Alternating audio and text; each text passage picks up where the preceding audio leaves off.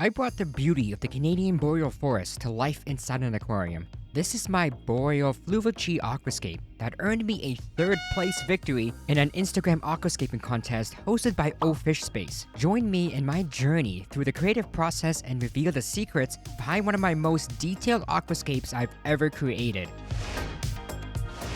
This is the picture that prompted me to create this scape. It's a very beautiful image, but you can't just go off of one picture, right? So I got some help from my friend SD. SD stands for Stable Diffusion, which is an AI that generates images.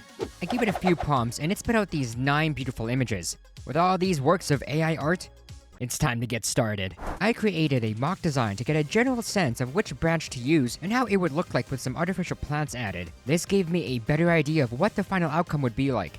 If you're wondering where I got these sticks, they were hand-selected by yours truly off of a beach from a lake in Saskatchewan, Canada. These sticks were then soaked in a bucket for a few days to make sure that they were properly waterlogged so they won't float. I don't have any footage of this, but I did add some hydrogen peroxide to disinfect the sticks when it got closer to scape day. Speaking of scape day, it's time.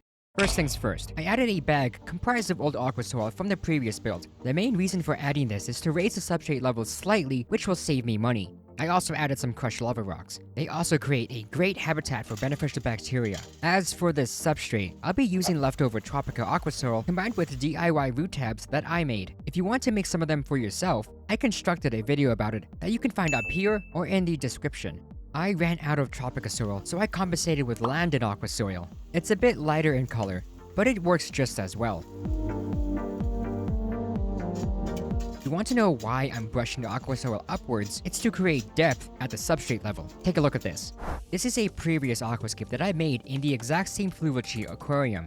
As you can see, it's pretty flat. There's no dynamic leveling. With this scape, I created that slope which added that extra element of depth, thus creating the illusion of a foreground, midground, and background layers. You can see this concept in action in landscape photography. Let me know in the comments if you want a series of different aquascaping techniques and tricks. Once I obtained the desired levels, I used 2 pieces of string to map out the path in the forest. This aided in the accurate placement of the sticks. I then inserted the wet sticks into the substrate to ensure that they were positioned correctly. After that, I removed them and applied some Christmas moss to them using super glue. I did this for every single piece of wood that I was using, but I also added small pieces of dragonstone to some areas as a form of support.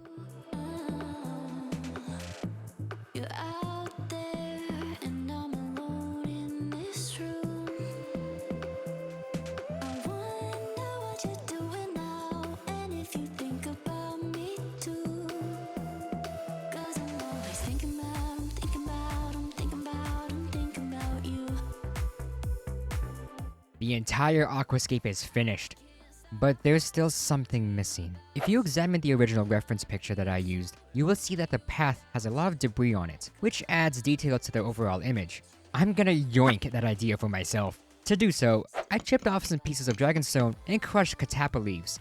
I then sprinkled them over the path. If you believe I'm going to fill this aquarium immediately, you are mistaken. I will be utilizing the dry start method instead. DSM involves growing plants in a high humidity environment. This allows plants to create a strong root system and develop healthy plant growth before flooding. The high humidity encourages plants to grow submerged, preventing plant melt in the early stages. Plants will also have access to atmospheric CO2, thus providing faster growth. Once flooded, the entire aquarium will be more stable, thus reducing the risk of algae outbreaks. The only disadvantage is that I must spray the tank periodically to maintain the humidity, and it takes about approximately 2 weeks to show results. However, the longer you use this method, the more effective it is. Plant growth isn't the only growth you'll see using DSM. Mold was able to grow on one of the sticks. Seeing mold on driftwood is perfectly normal and expected. It will die off once the wood is submerged in water. I had only 1 month until the contest submission deadline, so I filled the tank after 2 weeks and started CO2 injection. I rarely got any algae in this aquarium, apart from the few spots of diatom algae. Furthermore, the coral moss that I added is beginning to regrow, and the white mold growth is beginning to die off, except a new type of fungus started to grow. This fuzzy fungus is completely harmless, and grows quite often on newly submerged driftwood. Shrimps love to munch on this stuff. But that's not the only interesting growth that I noticed. This here is some HC Cuba growing on the wood. Normally, you wouldn't grow it like an epiphyte plant, but for some reason, it's able to, and I'm completely stumped on why.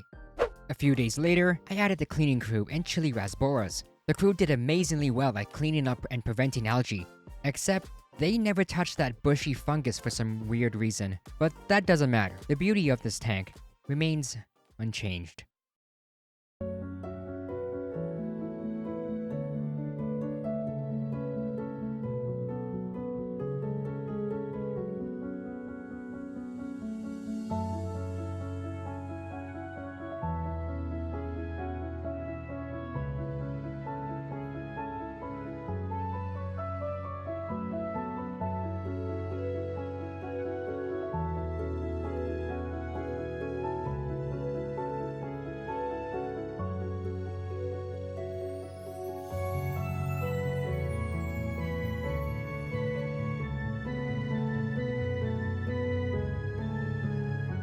I wish the plants, and especially the moss, grew in a little faster before the deadline.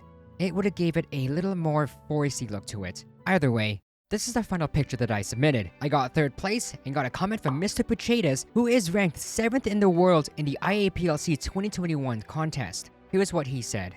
A beautiful vertical design that requires much more evolution time to be able to show off. As I've expressed before, I completely agree with this comment. It needs way more time for the plants to grow. This picture was taken on February 5th, 2023, and you can see how much better it looks compared to the contest photo, but I got 3rd, so I'm not gonna complain. If you want to see another aquascape that I made, check out this video where I completely rescaped my Fluval Flex into something more appealing, except there's something off about it. Click this to find out what I mean.